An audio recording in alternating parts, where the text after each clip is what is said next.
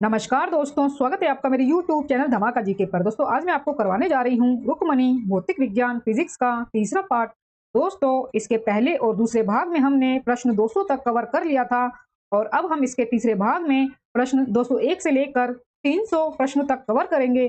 दोस्तों सभी प्रश्न महत्वपूर्ण हैं और सभी के उत्तर आपको विस्तार पूर्वक देखने को और पढ़ने को मिलेंगे। दोस्तों आप वीडियो को पूरा जरूर देखें और वीडियो अच्छा लगे तो प्लीज वीडियो को लाइक और शेयर जरूर करें और मेरे यूट्यूब चैनल धमाका जीके को सब्सक्राइब जरूर करें, जिससे आगे भी आपको मेरी एग्जाम रिलेटेड वीडियो मिल सके। चलिए दोस्तों वीडियो शुरू करते हैं।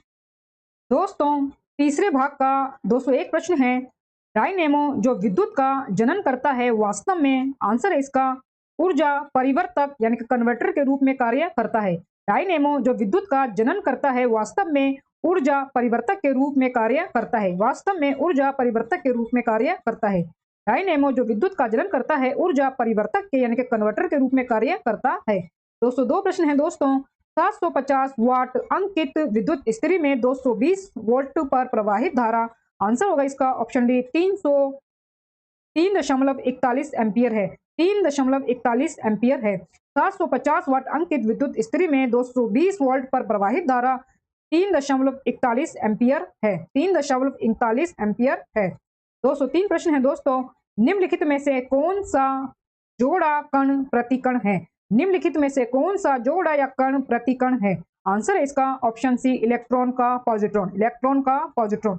इलेक्ट्रॉन जो है उसका जो प्रतिकण है वो पॉजिट्रॉन है, ये आप जरूर याद रखें। एक स्थिर न्यूक्लियस में प्रोटॉनों के मध्य परस्पर स्थिर वैद्युत बल। एक स्थिर न्यूक्लियस में प्रोटॉनों के मध्य परस्पर स्थिर वैद्युत बल आंसर इसका नाभिकीय बल की अपेक्षा निर्बल होता है। नाभिकीय बल की अपेक्षा निर्बल होता है। एक स्थिर न्यूक्लियस में प्रोटॉनों के मध्य परस्पर स्थिर वैद्युत बल नाभिकीय बल की अपेक्षा निर्बल होता है। नेक्स्ट क्वेश्चन है, प्रसिद्ध बिग बैंग जो थ्योरी है वो किस सिद्धांत पर आधारित है। प्रसिद्ध बिग बैंग जो थ्योरी है वो किस मुख्य सिद्धांत पर आधारित है। आंसर है इसका डॉपलर प्रभाव पर। प्रसिद्ध बिग बैंग जो थ्योरी है वो डॉपलर सिद्धांत पर आधारित होती है। 206 प्रश्न है, कोबाल्ट 60 में कौन सी किरण निकलती है। कोबाल्ट 60 में कौन सी किरण निकलती है। आंसर है इसका gamma ray. Gamma ray. Cobalt जो 60 है उसमें गामा रे निकलती है। छेद बनाने के लिए बर्मा से चूड़ी बनाने की क्रिया को क्या कहते हैं। छेद बनाने के लिए बर्मा से चूड़ी बनाने की क्रिया को क्या कहते हैं। छेद बनाने के लिए बर्मा से चूड़ी बनाने की क्रिया को टैपिंग कहते हैं। छेद बनाने के लिए बर्मा से चूड़ी बनाने की क्रिया को टैपिंग कहते हैं। पाउंड को किलोग्राम में बदलने के लिए गुणा करना पड़ता है। पाउंड को किलोग्राम में बदलने के लिए गुणा करना पड़ता है। आंसर है इसका 0.4536 द्वारा। 0.4536 द्वारा पाउंड को किलोग्राम में बदलने के लिए गुणा करना पड़ता है। 0.4536 के द्वारा गुणा करना पड़ता है पाउंड को किलोग्राम में बदलने के लिए। किसी भी स्थिर या गतिशील वस्तु की स्थिति और दिशा में तब तक कोई परिवर्तन नहीं होता है जब तक उस पर कोई बाहरी बल सक्रिय ना हो। यह है आंसर इसका ऑप्शन ए न्यूटन का गति विषयक प्रथम नियम। न्यूटन का गति विषयक प्रथम नियम। किसी भी स्थिर या गतिशील वस्तु की स्थिति और दिशा में तब तक कोई परिवर्तन नहीं होता है जब तक भी उस पर कोई बाहरी बल सक्रिय ना हो। यह न्यूटन का प्रथम नियम है। यह न्यूटन का प्रथम नियम है।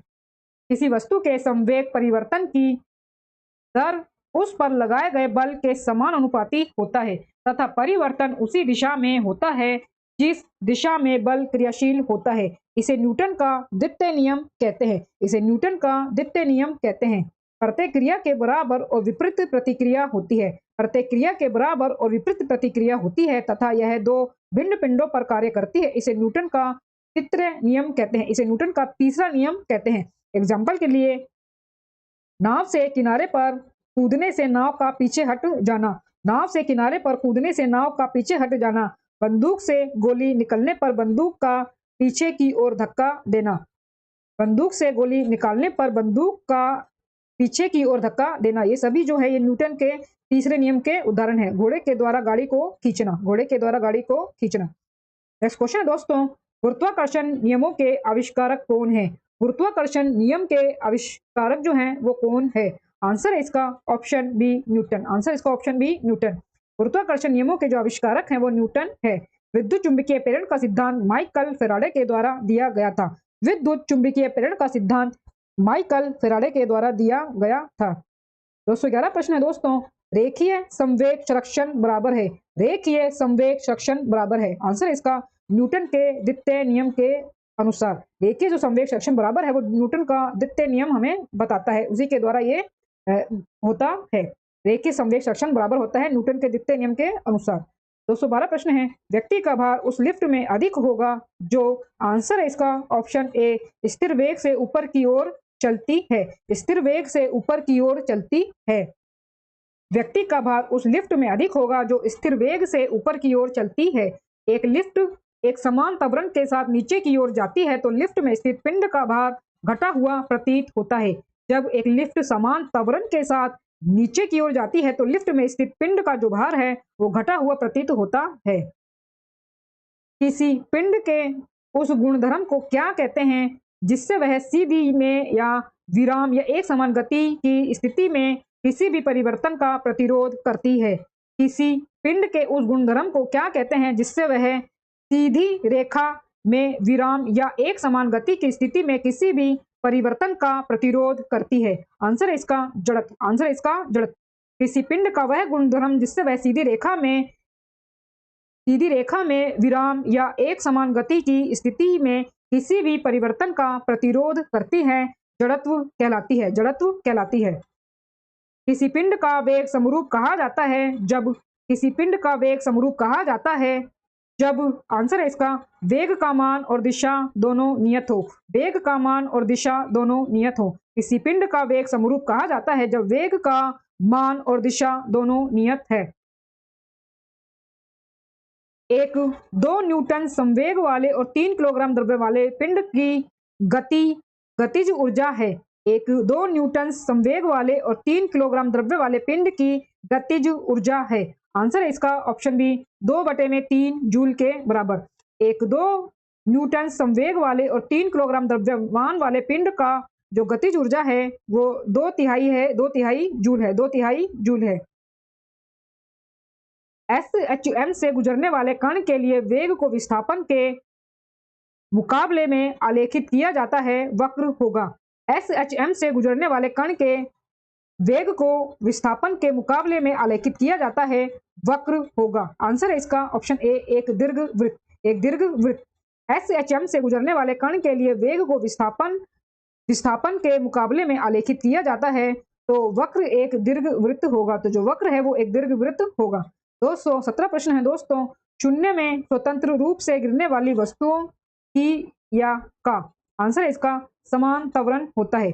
शून्य में स्वतंत्र रूप से गिरने वाली वस्तुओं की समान त्वरण होता है। शून्य में स्वतंत्र रूप से गिरने वाली वस्तुओं का समान त्वरण होता है, ये आप जरूर याद रखें। 218 प्रश्न है, यदि पृथ्वी के उपग्रह की कक्षा दीर्घवृत्ताकार होती है तो दीर्घवृत्त की तल, यदि पृथ्वी के उपग्रह की कक्षा दीर्घवृत्ताकार होती है तो दीर्घवृत्त का जो तल है वो आपसे पूछा गया है। आंसर इसका पृथ्वी के केंद्र से जाता है, पृथ्वी के केंद्र से जाता है। यदि पृथ्वी के उपग्रह की कक्षा दीर्घवृत्ताकार होती है तो दीर्घवृत्त का तल पृथ्वी के केंद्र से जाता है, आप जरूर याद रखें। नेक्स्ट क्वेश्चन है, स्प्रिंग का काठिन्य है, स्प्रिंग का काठिन्य है। आंसर है इसका ऑप्शन ए, स्प्रिंग की भारवाहिका धारिता, स्प्रिंग की भारवाहिका धारिता। स्प्रिंग का काठिन्य है स्प्रिंग का भारवाहिका धारिता। 220 प्रश्न है, एक गतिशील बस में अचानक ब्रेक लगने से सवारी आगे की ओर झुक जाती है, यह किस नियम का पालन करता है?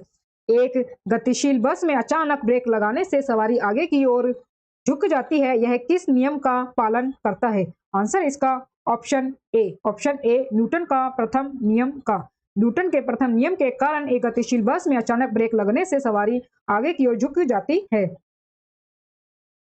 जी की इकाई है, जी की इकाई है, आंसर इसका न्यूटन मीटर की स्क्वायर किलोग्राम की स्क्वायर। जी की इकाई जो है वो न्यूटन माइनस मीटर की स्क्वायर बटे में किलोग्राम की स्क्वायर है। जी को सार्वत्रिक गुरुत्वाकर्षण नियतांक कहते हैं जिसका मान 6.67 गुना में 10 की पावर -11 न्यूटन मीटर स्क्वायर बटे में किलोग्राम की स्क्वायर 2 होता है।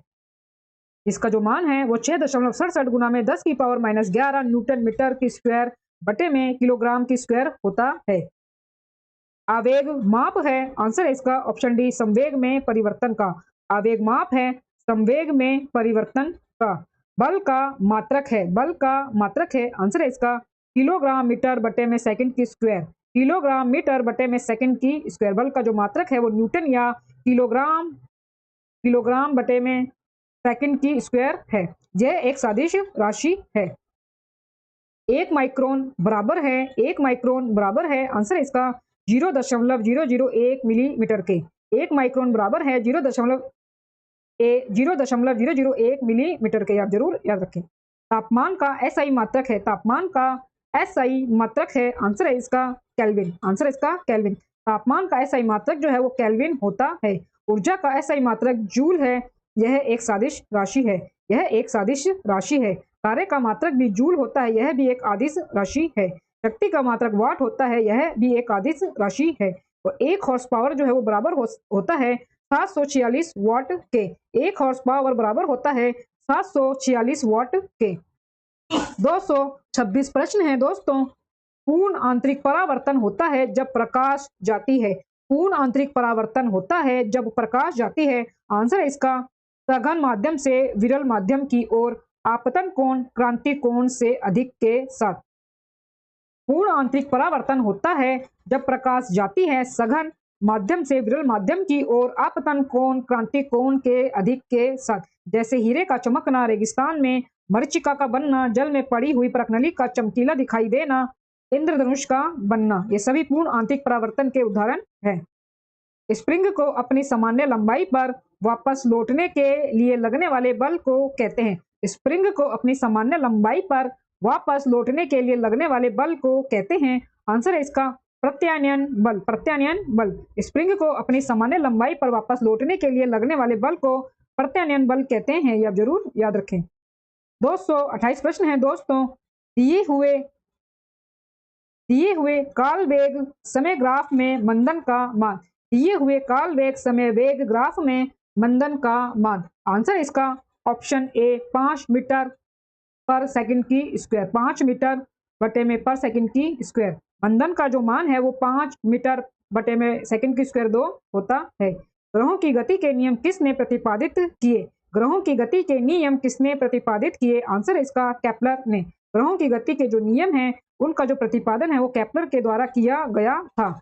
ग्रहों की गति के जो नियम थे वो केपलर ने दिए थे। एक जेट इंजन किस सिद्धांत पर कार्य करता है। एक जेट इंजन जो है वो किस सिद्धांत पर कार्य करता है, आंसर है इसका रेखीय संवेग का संरक्षण। रेखीय संवेग का संरक्षण। रेखीय संवेग के संरक्षण के सिद्धांत पर एक जेट जो इंजन है वो कार्य करता है। 231 प्रश्न है। यदि एक कण का वेग अपने आरंभिक मान का 1/3 कर दिया जाता है तो कण की गतिज ऊर्जा हो जाएगी। यदि एक कण का वेग अपने आरंभिक मान का 1/3 कर दिया जाता है तो कण की गतिज ऊर्जा हो जाएगी, आंसर इसका बी 1/9 गुनी। यदि एक कण का वेग अपने आरंभिक मान का 1/3 कर दिया जाता है तो कण की गतिज ऊर्जा 1/9 गुनी हो जाएगी, 1/9 गुनी हो जाएगी, आप जरूर याद रखें।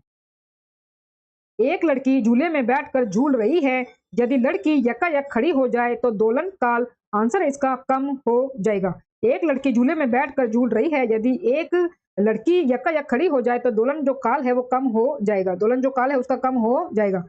लोलक की लंबाई बढ़ने पर आवर्त काल बढ़ जाएगा। यही कारण है कि यदि कोई व्यक्ति झूला झूलने के क्रम में खड़ा हो जाए तो उसका गुरुत्व केंद्र ऊपर उठ जाएगा, जिसके फलस्वरूप उसकी जो लंबाई है वो घट जाएगी। इस कारण आवर्त काल भी घट जाएगा, अर्थात झूला जल्दी जल्दी दोलन करेगा। गतिमान वस्तु में होती है, आंसर इसका ऑप्शन डी गतिज ऊर्जा। गतिमान वस्तु में गतिज ऊर्जा होती है। चलती गाड़ी में बैठे आदमी की ऊर्जा होगी, आंसर इसका गतिज व स्थितिज दोनों। गतिज व स्थितिज दोनों। चलती गाड़ी में बैठे आदमी की ऊर्जा जो है वो गतिज और स्थितिज दोनों प्रकार की होंगी, ये आप जरूर याद रखें। यदि किसी गतिमान पिंड की गति दुगनी हो तब लगने वाला समय होगा यदि दूरी अपरिवर्तित रहे। यदि किसी गतिमान पिंड की गति दुगनी हो तब लगने वाला समय होगा यदि दूरी अपरिवर्तित रहे, आंसर इसका ऑप्शन बी आधा। यदि किसी गतिमान पिंड की गति दुगनी हो तब लगने वाला समय आधा होगा यदि दूरी अपरिवर्तित रहे। 236 प्रश्न है दोस्तों। न्यूटन के गति के प्रथम नियम से किस राशि की परिभाषा मिलती है। न्यूटन के गति के प्रथम नियम से किस राशि की परिभाषा मिलती है? आंसर है इसका बल। आंसर है इसका बल। न्यूटन के गति के प्रथम नियम से बल की परिभाषा मिलती है। न्यूटन के जो गति के जो प्रथम नियम है उससे बल की जो परिभाषा है वो मिलती है। किसी वस्तु में वेग की परिवर्तन की दर को त्वरण कहते हैं। किसी वस्तु में वेग की परिवर्तन की दर को त्वरण कहते हैं। यह सादिश राशि है। इसका मात्रक मीटर बटे में सेकंड की स्क्वायर होता है। किसी वस्तु में कार्य करने की दर को ऊर्जा कहते हैं। यह आदिश राशि है और इसका मात्रक जूल है। इसका जो मात्रक है वो जूल है। न्यूटन के गति का कौन सा नियम जड़त्व की व्याख्या करता है? न्यूटन के गति का कौन सा नियम जड़त्व की व्याख्या करता है? आंसर है इसका ऑप्शन ए प्रथम नियम। न्यूटन के गति का जो प्रथम नियम है वो जड़त्व की व्याख्या करता है। दोस्तों वीडियो अच्छा लग रहा हो तो प्लीज वीडियो को लाइक और शेयर जरूर करें और मेरे यूट्यूब चैनल धमाका जीके को सब्सक्राइब जरूर करें, जिससे आगे भी आपको मेरी एग्जाम रिलेटेड वीडियो मिल सके। दोस्तों आगे प्रश्न हमें दिया गया है 238 प्रश्न। एक वस्तु के जड़त्व की प्रत्यक्ष निर्भरता है। एक वस्तु के जड़त्व की प्रत्यक्ष निर्भरता है। आंसर है इसका द्रव्यमान पर। एक वस्तु के जड़त्व की प्रत्यक्ष निर्भरता द्रव्यमान पर है। 239 प्रश्न है। विभवांतर मापने के लिए प्रयुक्त युक्ति को जाना जाता है। विभवांतर मापने के लिए प्रयुक्त युक्ति को जाना जाता है। आंसर है इसका वोल्ट मापी। आंसर है इसका वोल्ट मापी। वोल्ट मीटर से विभवांतर मापा जाता है। वोल्ट मीटर से विभवांतर मापा जाता है। एकांक धन आवेश की चालक को एक सिरे से दूसरे तक ले जाने में किया गया कार्य सिरों के बीच विभवांतर कहलाता है। यह आदिश राशि है। यह एक आदिश राशि है। एमीमीटर यह धारा मापी यंत्र है। परिपथ में श्रेणी क्रम में जोड़ा जाता है। परिपथ में इसे श्रेणी क्रम में जोड़ा जाता है। एक आदर्श एमीमीटर का प्रतिरोध 0 होना चाहिए। गैल्वेनोमीटर यह परिपथ में विद्युत धारा की उपस्थिति का पता लगाने वाला यंत्र है। गैल्वेनोमीटर यह परिपथ में विद्युत धारा की उपस्थिति का पता लगाने वाला यंत्र है। इसकी मदद से विद्युत धारा मापी जाती है। इसकी मदद से विद्युत की धारा जो है वो मापी जाती है। वेंटूरीमीटर से क्या मापा जाता है? वेंटूरीमीटर से क्या मापा जाता है? आंसर है इसका द्रव का प्रवाह। वेंटूरीमीटर से द्रव का प्रवाह मापा जाता है। वेंटूरीमीटर से द्रव का प्रवाह मापा जाता है। एंगस्ट्रॉम क्या मापता है? एंगस्ट्रॉम क्या मापता है? आंसर है इसका तरंग दैर्घ्य। एंगस्ट्रॉम जो है वो तरंग दैर्घ्य का मात्रक है। तरंग दैर्घ्य के जो मात्रक है वो एंगस्ट्रॉम है, तो इससे तरंग दैर्घ्य को मापा जाता है। टैकोमीटर वह उपकरण है जिससे मापा जाता है। टैकोमीटर वह उपकरण है जिससे मापा जाता है चाल को। टैकोमीटर वह उपकरण है जिससे वायुयान की चाल मापी जाती है। निम्नलिखित युग्मों में से किन भौतिक राशियों के समान विमीय सूत्र नहीं है? निम्नलिखित युग्मों में से किन भौतिक राशियों के समान विमीय सूत्र नहीं है? आंसर है इसका बल एवं दाब। बल एवं दाब जो भौतिक राशियां हैं इनके विमीय जो सूत्र हैं वो समान नहीं है। दो वेक्टर जिनका मान अलग है। दो वेक्टर जिनका मान अलग है। आंसर है इसका ऑप्शन सी उनका परिणामी शून्य नहीं हो सकता है। उनका परिणामी शून्य नहीं हो सकता है। दो वेक्टर जिनका मान अलग है उनका परिणामी शून्य नहीं हो सकता है। ये आप जरूर याद रखें। निम्नलिखित में से कौन सी वेक्टर राशि है? निम्नलिखित में से कौन सी वेक्टर राशि है? आंसर है इसका बल। बल सादिश राशि है तथा चाल ऊर्जा एवं तापमान आदिश राशि है। बल जो है वो एक सादिश राशि है तथा चाल ऊर्जा एवं तापमान जो है वो आदिश राशि है। निम्नलिखित में से कौन सी सादिश राशि है? निम्नलिखित में से कौन सी सादिश राशि है? आंसर है इसका ऑप्शन डी त्वरण। त्वरण जो है वो एक सादिश राशि है। त्वरण एक सादिश राशि है। वे राशियां जिनमें परिमाण के साथ साथ दिशा भी हो सादिश राशियां कहलाती है। जैसे कि विस्थापन, वेग, त्वरण, बल, संवेग, बल आघूर्ण, विद्युत तीव्रता, धारा घनत्व, चुंबकीय क्षेत्र, चुंबकन तीव्रता, चुंबकीय प्रेरण, त्वरण इत्यादि। 247 प्रश्न है दोस्तों। सादिश राशि है। सादिश राशि है। इनमें से आपको सादिश राशि की पहचान करनी है। आंसर है इसका कोणीय संवेग। आंसर है इसका कोणीय संवेग जो है वो एक सादिश राशि है। निम्नलिखित में से कौन एक आदिश राशि है? निम्नलिखित में से कौन एक आदिश राशि है? आंसर है इसका द्रव्यमान। द्रव्यमान जो है वो एक आदिश राशि है। वे राशियां जिनमें केवल परिमाण हो परंतु दिशा नहीं है आदिश राशि कहलाती है। एग्जाम्पल के लिए दूरी, विस्थापन, आयतन, चाल, घनत्व, ऊष्मा, क्षेत्रफल, विद्युत धारा, ताप, कार्य, ऊर्जा, इकाई, ऊर्जा, शक्ति इत्यादि।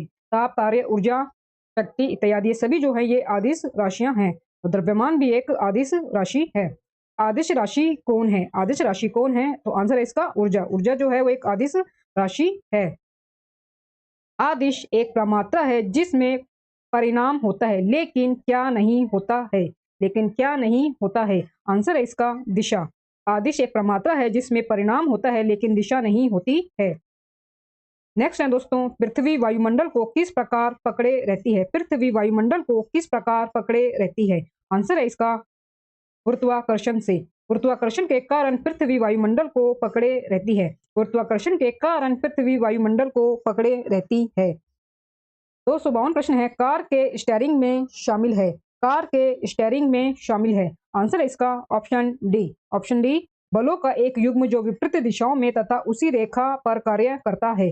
कार के स्टीयरिंग में शामिल है बलों का एक युग्म जो विपरीत दिशाओं में तथा उसी रेखा या लाइन पर कार्य करता है। एक लड़के का भार पृथ्वी पर 600 न्यूटन है। एक लड़के का भार पृथ्वी पर 600 न्यूटन है, तो चंद्रमा पर भार क्या होगा? चंद्रमा पर इसका जो भार है वो क्या होगा? तो चंद्रमा पर जो भार है वो 1/6 होता है पृथ्वी के भार का। तो अगर हम 6 से भाग देंगे तो आंसर आ जाएगा इसका ऑप्शन डी 100 न्यूटन। एक लड़के का भार पृथ्वी पर 600 न्यूटन है, तो चंद्रमा पर इसका जो भार है वो 100 न्यूटन होगा। किसी भी वस्तु का भार पृथ्वी पर होता है, उसके 1/6 भार है वो चंद्रमा पर होता है। पृथ्वी पर अगर भार अगर 60 है, तो उस पर अगर हम चंद्रमा पर अगर उसका भार देखें तो हम उसको 6 से भाग करेंगे तो आंसर होगा उसका 10 न्यूटन। तो इसी प्रकार जो 600 है उसको अगर हम 6 से भाग करेंगे, आंसर निकलेगा इसका 100 न्यूटन। ये भी आप याद रखें। कोई वस्तु अधिकतम भारशील हो जाती है। कोई वस्तु अधिकतम भारशील हो जाती है। आंसर है इसका निर्वात में। कोई वस्तु अधिकतम भारशील हो जाती है निर्वात में। न्यूटन किलोग्राम मात्रक है। न्यूटन किलोग्राम मात्रक है। आंसर है इसका त्वरण का। गुरुत्वीय त्वरण जी का एसआई मात्रक न्यूटन बटा किलोग्राम है। गुरुत्वीय त्वरण जी का मान होता है। गुरुत्वीय त्वरण जी का मान होता है, आंसर है इसका 9.8 मीटर पर सेकंड की स्क्वायर। गुरुत्वीय त्वरण जी का मान 9.8 मीटर बटा सेकंड की स्क्वायर होता है। 257 प्रश्न है दोस्तों, एक गेंद ऊंचाई h पर विराम की स्थिति से फर्श पर गिरती है तो ऊंचाई h/4 तक वापस उछलती है। गेंद तथा फर्श के बीच प्रत्यावस्थान गुणांक है। आंसर इसका 1/2। एक गेंद h ऊंचाई पर विराम की स्थिति से फर्श पर गिरती है। एक गेंद है वो h ऊंचाई पर विराम की स्थिति से फर्श पर गिरती है तो ऊंचाई h/4 तक वापस उछलती है। गेंद तथा फर्श के बीच प्रत्यावस्थान जो गुणांक है वो 1/2 है। 258 प्रश्न है, एक अंतरिक्ष यात्री पृथ्वी तल की तुलना में चंद्र तल पर अधिक ऊंचाई छलांग लगा सकता है क्योंकि एक अंतरिक्ष यात्री पृथ्वी तल की तुलना में अधिक ऊंचाई छलांग लगा सकता है क्योंकि आंसर है इसका ऑप्शन सी, चंद्र तल पर गुरुत्वाकर्षण बल पृथ्वी तल की तुलना में अत्यल्प है, बहुत ही कम है। एक अंतरिक्ष यात्री जो है वो पृथ्वी तल की तुलना में चंद्र के तल पर यानी कि चंद्रमा की सतह पर अधिक ऊंचाई तक छलांग लगा सकता है क्योंकि चंद्र तल पर गुरुत्वाकर्षण जो बल है वो पृथ्वी की तुलना में अत्यल्प है यानी कि कम है। चंद्रमा की सतह पर आंसर है इसका द्रव्यमान स्थिर रहता है और केवल भार कम हो जाता है। चंद्रमा के तल पर द्रव्यमान जो है वो स्थिर रहता है परंतु जो भार है वो कम हो जाता है। भार जो है वो कम हो जाता है। नेक्स्ट क्वेश्चन दोस्तों, 2 किलोग्राम तथा 4 किलोग्राम के दो पिंड क्रमशः ए और बी है। 100 मीटर की ऊंचाई से ये पिंड एक साथ गिराए जाते हैं। 2 किलोग्राम तथा 4 किलोग्राम के दो पिंड क्रमशः ए और बी है। 100 मीटर की ऊंचाई से ये पिंड एक साथ गिराए जाते हैं। आंसर है इसका ए और बी दोनों एक साथ पृथ्वी पर पहुंचेंगे। 2 किलोग्राम तथा 4 किलोग्राम के जो दो पिंड हैं, दो वस्तुएं जो हैं ए और बी है, वो 100 मीटर की ऊंचाई से ये पिंड एक साथ गिराए जाते हैं। ए और बी दोनों एक साथ पृथ्वी पर पहुंचेंगे क्योंकि दोनों पर गुरुत्वाकर्षण जो बल है वो समान लगता है। दोनों पर गुरुत्वाकर्षण जो बल है वो समान लगता है। किसी वस्तु का भार पृथ्वी की सतह पर वेट न्यूटन है। किसी वस्तु का भार पृथ्वी की सतह पर डब्ल्यू न्यूटन यानी कि वेट न्यूटन है। उसका भार पृथ्वी की त्रिज्या की आधी के बराबर ऊंचाई पर होगा। उसका भार पृथ्वी की त्रिज्या की आधी के बराबर ऊंचाई पर होगा। आंसर है इसका 4 वेट बटा 9। किसी वस्तु का भार पृथ्वी की सतह पर अगर डब्ल्यू न्यूटन है तो उसका जो भार है वो पृथ्वी की त्रिज्या की आधी के बराबर ऊंचाई पर 4 गुना वेट बटा 9 होगा। 4 गुना वेट बटा 9 होगा। ये भी आप जरूर याद रखें। 262 प्रश्न है दोस्तों, किसी वस्तु को 30 मीटर से गिराने पर 30 सेकंड समय लगता है। किसी वस्तु को 30 मीटर से गिराने पर 30 सेकंड समय लगता है। उसी वस्तु को 120 मीटर से गिराने से कितना समय लगेगा? आंसर है इसका 2t 2t। किसी वस्तु को 30 मीटर से गिराने पर 30 सेकंड का समय लगता है, तो उसी वस्तु को 120 मीटर की ऊंचाई से गिराने पर 2 गुना में t समय लगेगा। ऊंचाई बढ़ने के साथ जो समय है वो घट जाता है। ऊंचाई बढ़ने के जो साथ है वो समय जो है वो घट जाता है, ये आप जरूर याद रखें। किसी गेंद को 5 मीटर पर सेकंड के वेग से 19.6 मीटर ऊंची एक इमारत की छत से अनुप्रस्थ प्रक्षेपित किया जाता है। वह गेंद धरातल तक पहुंचने में कितना समय लेगी? किसी गेंद को 5 मीटर पर सेकंड के वेग से 19.6 मीटर ऊंची एक इमारत की छत से अनुप्रस्थ प्रक्षेपित किया जाता है। वह गेंद धरातल तक पहुंचने में कितना समय लेगी? आंसर है इसका 2 सेकंड। आंसर है इसका 2 सेकंड। किसी गेंद को 5 मीटर पर सेकंड के वेग से 19.6 मीटर ऊंची एक इमारत की छत से अनुप्रस्थ जो है प्रक्षेपित किया जाता है, तो वह गेंद धरातल तक पहुंचने में 2 सेकंड का समय लेगी। अश्व यदि यकायक चलना प्रारंभ कर दे तो अश्वारोही के गिरने की आशंका का कारण है। आंसर है इसका विश्राम जड़त्व। अश्व यदि यकायक चलना प्रारंभ कर दे तो अश्वारोही के गिरने की आशंका का कारण विश्राम जड़त्व होगा। विश्राम जड़त्व होगा। नेक्स्ट है, यदि किसी गेंद को ऊर्ध्वाधर रूप से ऊपर फेंका जाए तो गुरुत्वीय त्वरण। यदि किसी गेंद को ऊर्ध्वाधर रूप से ऊपर फेंका जाए तो गुरुत्वीय त्वरण। आंसर है इसका गेंद की गति की विपरीत दिशा में होगा। यदि किसी गेंद को ऊर्ध्वाधर रूप से ऊपर फेंका जाए तो गुरुत्वीय जो त्वरण है वो गेंद की गति की विपरीत दिशा में होगा।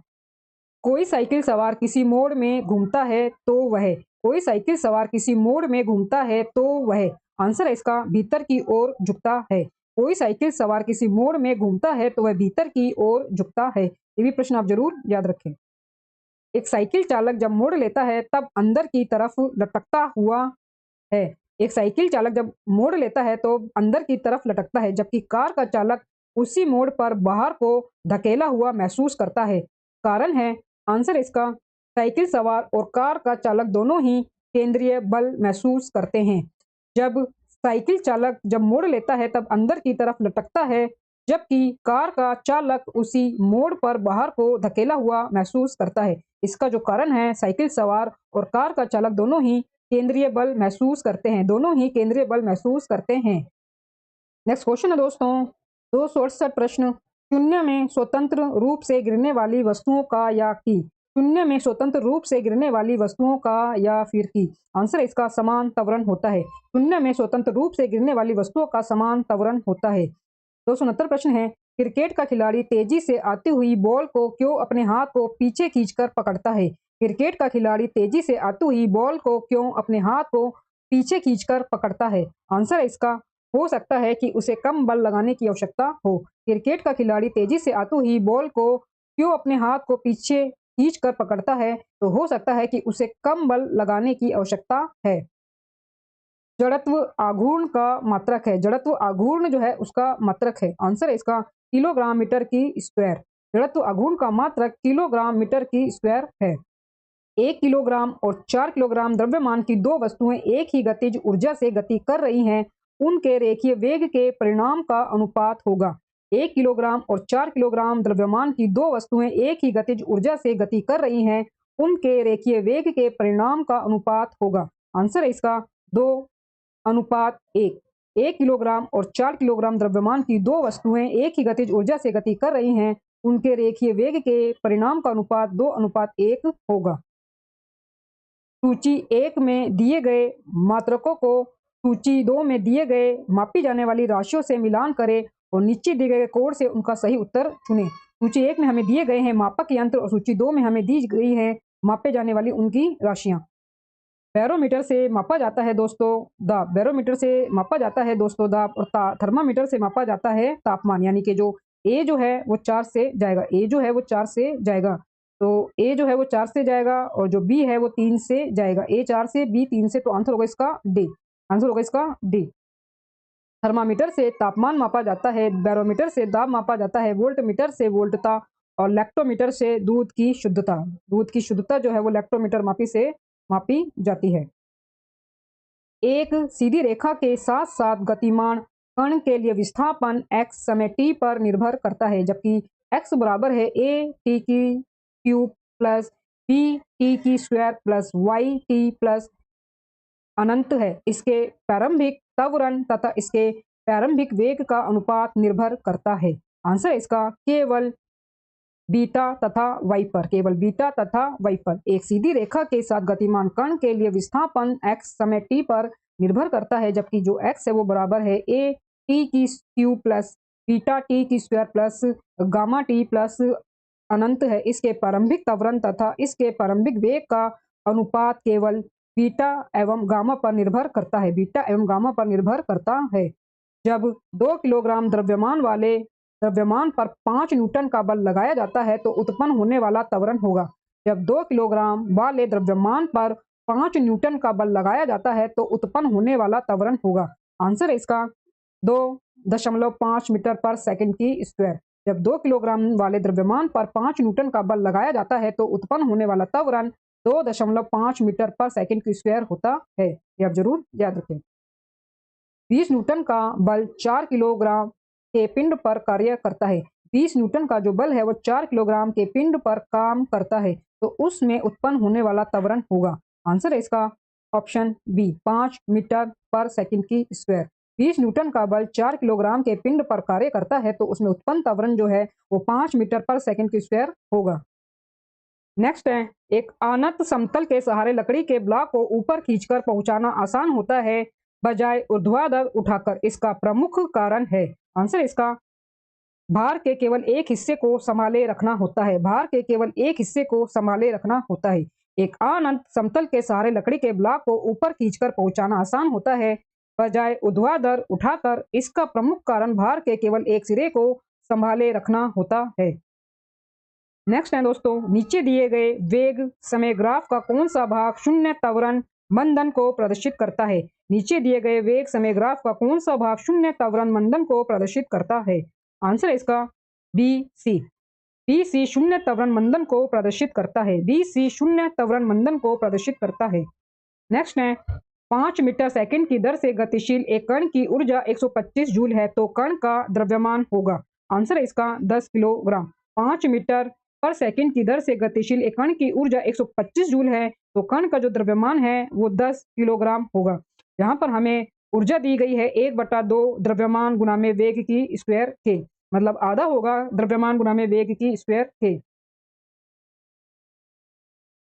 यदि एक गोले को लुढ़काया जाए तो उसकी घूर्णन ऊर्जा का उसकी संपूर्ण गतिज ऊर्जा से अनुपात निम्नलिखित होगा।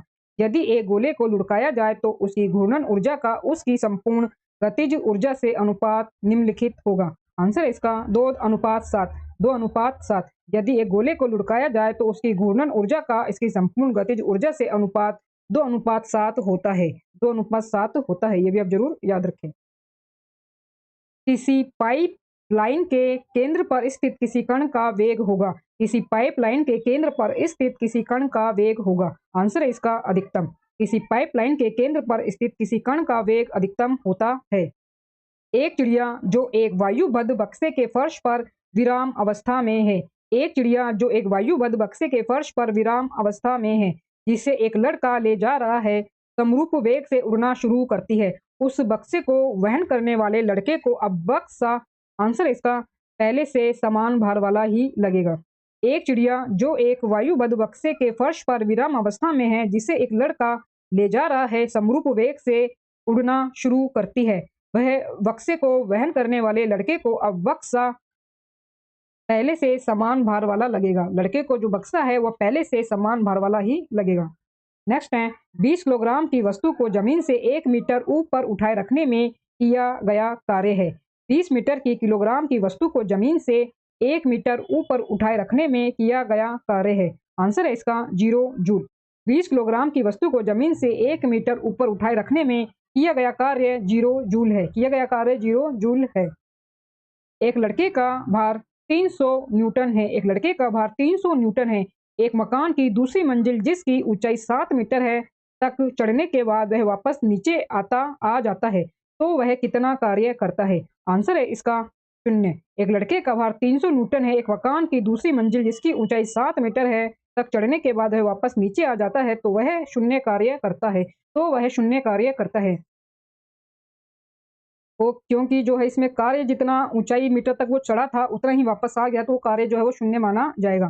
क्योंकि जो कार्य है उसमें विस्थापन कुछ दूरी का होना आवश्यक होता है, तो इसमें कोई भी विस्थापन नहीं हुआ, जहाँ पर गया वहीं पर वापस आ गया, तो कार्य जो है वो शून्य माना जाता है।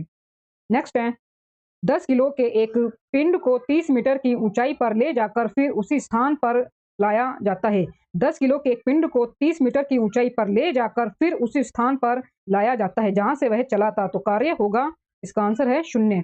10 किलो के एक पिंड को 30 मीटर की ऊंचाई पर ले जाकर फिर उसी स्थान पर लाया जाता है जहां से वह चला था, तो जो कार्य है वो 0 जूल विस्थापन के अनुसार ही इसमें दिया गया है कि विस्थापन के जो अनुसार है वो 0 होगा, क्योंकि कार्य माने जाने के लिए विस्थापन होना जरूरी होता है, परंतु जो विस्थापन है वो 30 मीटर की ऊंचाई पर ले जाकर वापस लाया जा रहा है, तो वो कार्य जो वो हुआ ही नहीं है, वो वहीं पर ही आ गई है वस्तु, तो वो शून्य माना जाएगा। यही ऊपर वाले प्रश्न में आपको दिया गया था। एक व्यक्ति एक दीवार को धक्का देता है, एक व्यक्ति एक दीवार को धक्का देता है पर विस्थापित करने में असफल रहता है, तो वह करता है, आंसर है इसका कोई भी कार्य नहीं करता है।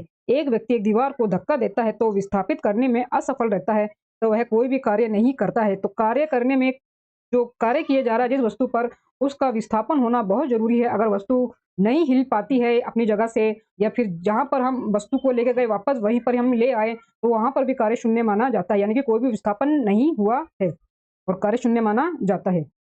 नेक्स्ट है 286 प्रश्न। एक घूर्णनी फ्लाई व्हील का आरपीएम निम्नलिखित द्वारा मापा जा सकता है। एक घूर्णनी फ्लाई व्हील का आरपीएम निम्नलिखित द्वारा मापा जा सकता है। आंसर है इसका स्ट्रेबोस्कोप। एक घूर्णनी फ्लाई व्हील का आरपीएम स्ट्रेबोस्कोप द्वारा मापा जाता है। वायु की गति एनेमोमीटर के द्वारा मापी जाती है। नेक्स्ट है दोस्तों, द्रव्यमान एम एक 36 मीटर स्केल इसके दो सिरों पर बंधी दो ऊर्ध्वाधर डोरियों से लटकाया जाता है। द्रव्यमान 2m का एक पिंड 75 सेंटीमीटर निशान पर रखा जाता है। दोनों डोरियों में तनाव का अनुपात होगा। आंसर है इसका 1:2। द्रव्यमान m का एक 36 मीटर स्केल इसके दो सिरों पर बंधी दो ऊर्ध्वाधर डोरियों से लटकाया जाता है। द्रव्यमान 2m का एक पिंड 75 सेंटीमीटर निशान पर रखा जाता है। दोनों डोरियों में जो तनाव का अनुपात है वो 1:2 होगा। 1:2 होगा। निम्न में से किस में गतिज ऊर्जा नहीं है? निम्न में से किस में गतिज ऊर्जा नहीं है? आंसर है इसका खींचा हुआ धनुष। खींचा हुआ धनुष में गतिज ऊर्जा नहीं है, बल्कि स्थितिज ऊर्जा होती है। खींचा हुआ जो धनुष होता है उसमें गतिज ऊर्जा नहीं होकर उसमें स्थित ऊर्जा होती है। गति के कारण वस्तु में कार्य करने की क्षमता को उस वस्तु में गतिज ऊर्जा कहते हैं। जैसे कि चलती हुई गाड़ी, दौड़ता हुआ बालक, नाचता हुआ पंखा। वस्तु का वेग 2 गुना करने पर गतिज ऊर्जा 4 गुनी हो जाती है। वस्तु का जो वेग है वो 2 गुना करने पर गतिज जो ऊर्जा है वो 4 गुनी हो जाती है। द्रव्यमान के 2 गुना होने पर गतिज ऊर्जा भी 2 गुनी हो जाती है। द्रव्यमान के 2 गुना होने पर गतिज ऊर्जा भी जो है वो 2 गुनी हो जाती है। संवेग 2 गुना होने पर गतिज जो है ऊर्जा 4 गुनी हो जाती है। संवेग 2 गुना होने पर गतिज ऊर्जा 4 गुनी हो जाती है। नेक्स्ट है दोस्तों, एक व्यक्ति पानी में स्थिर नाव के एक सिरे पर खड़ा है। एक व्यक्ति पानी में स्थिर नाव के एक सिरे पर खड़ा है। जल प्रतिरोध की अपेक्षा करे दे तो वह व्यक्ति अब नाव के एक दूसरे सिरे की ओर चला जाता है और नाव पुनः स्थिर हो जाती है। जल के संबंध में व्यक्ति एवं नाव तंत्र के द्रव्यमान के केंद्र स्थिर रहेगा। आंसर है इसका सभी स्थितियों में। सभी स्थितियों में एक व्यक्ति पानी में स्थिर नाव के एक सिरे पर खड़ा है। जल प्रतिरोध की अपेक्षा कर वह व्यक्ति अब नाव के दूसरे सिरे की ओर चला जाता है और नाव पुनः स्थिर हो जाती है। जल के संबंध में व्यक्ति एवं नाव दोनों के द्रव्यमान के जो केंद्र है वो स्थिर रहेंगे सभी स्थितियों में। सभी स्थितियों में 290 प्रश्न है दोस्तों। ऐसी प्रणाली जिसमें लंबाई के लिए मीटर का, राशि के लिए किलोग्राम का, समय के लिए सेकंड का, ताप के लिए केल्विन का, विद्युत तरंग प्रवाह के लिए एम्पियर का, प्रकाश घनत्व के लिए कैंडिला का तथा पदार्थ की मात्रा के लिए मोल का उपयोग होता है को कहते हैं। आंसर है इसका एसआई प्रणाली। एसआई प्रणाली। एसआई प्रणाली में लंबाई के लिए मीटर का, राशि के लिए किलोग्राम का, समय के लिए सेकंड का, ताप के लिए केल्विन का, विद्युत तरंग प्रवाह के लिए एम्पियर का, प्रकाश घनत्व के लिए कैंडिला का तथा पदार्थ की मात्रा के लिए मोल का उपयोग होता है। 1960 ईस्वी में अंतरराष्ट्रीय मापतोल के महाअधिवेशन में एसआई प्रणाली जो है इसको स्वीकार किया गया था। एसआई जो प्रणाली है इसको स्वीकार किया गया था। 291 प्रश्न है दोस्तों, जब एक वस्तु की गति दुगुनी की जाती है तो उसकी गतिज ऊर्जा, आंसर है इसका 4 गुना बढ़ जाती है। जब एक वस्तु की गति दुगुनी की जाती है तो उसकी गतिज ऊर्जा जो है वो 4 गुनी बढ़ जाती है। गति 2 गुनी करने पर गतिज जो ऊर्जा है वो भी 4 गुनी हो जाएगी। यदि किसी पिंड की गति दूनी कर दी जाए यानी कि दुगनी कर दी जाए तो पिंड की परिणामी ऊर्जा एवं प्रारंभिक गतिज ऊर्जा का अनुपात होगा। यदि किसी पिंड की गति 2 गुनी कर दी जाए तो पिंड की परिणामी ऊर्जा एवं प्रारंभिक गतिज ऊर्जा का अनुपात होगा। आंसर है इसका 4:1। यदि किसी पिंड की गति 2 गुनी कर दी जाए तो पिंड की परिणामी ऊर्जा एवं प्रारंभिक गतिज ऊर्जा का जो अनुपात है वो 4:1 होता है। 4:1 होता है। यदि किसी कण का रैखिक संवेग 2 गुना कर दिया जाए तो इसकी गतिज ऊर्जा होगी।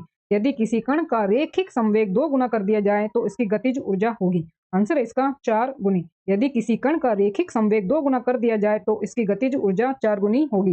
यानी कि जब संवेग को 2 गुना किया जाता है तो जो गतिज ऊर्जा है वो 4 गुनी हो जाती है और द्रव्यमान के 2 गुना करने पर जो गतिज ऊर्जा है वो भी 2 गुनी हो जाती है। नेक्स्ट है दोस्तों, किसी गतिशील पिंड का वेग आधा करने से उसकी गतिज ऊर्जा हो जाती है। किसी गतिशील पिंड का वेग आधा करने से उसकी गतिज ऊर्जा हो जाती है। आंसर है इसका चौथाई। किसी गतिशील पिंड का वेग आधा करने से इसकी गतिज ऊर्जा चौथाई रह जाएगी। गतिज जो ऊर्जा है वो चौथाई रह जाएगी।